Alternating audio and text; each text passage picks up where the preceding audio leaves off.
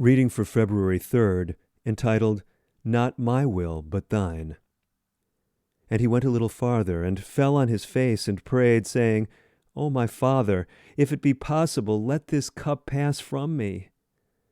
Nevertheless, not as I will, but as thou wilt. Matthew chapter 26, verse 39. We may mark out a course for ourselves which may be born of our own ambitions or of some selfish purposes.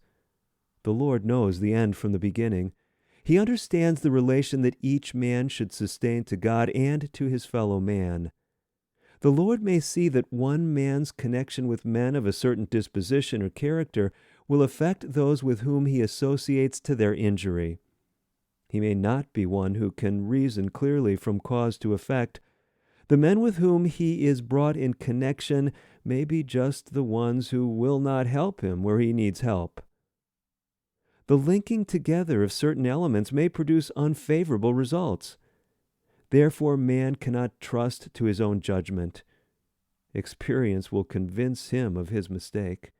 The Lord purposes that which will be the greatest spiritual benefit to the soul which is in the balances, ready to begin some new enterprise which means more than he himself anticipates.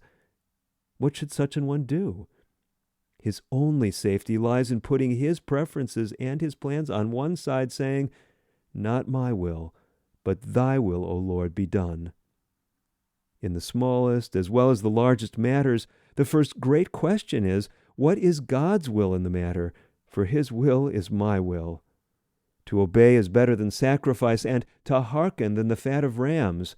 1 Samuel chapter 15, verse 22. Who is he that will harm you if ye be followers of that which is good? One man may be required by God to do a work and stand in a position that is peculiarly trying and taxing.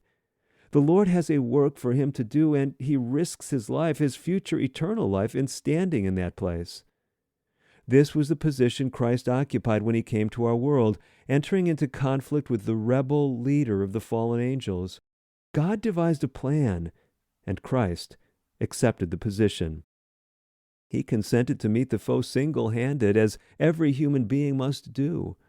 He was provided with all the heavenly powers to aid him in this great conflict, and man, if he walked in the way and will of God, is provided with the same keeping power.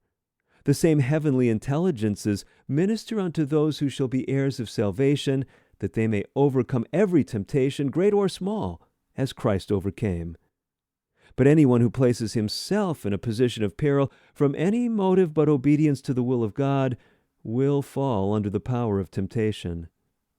No one is secure who thinks it is his privilege to choose for himself.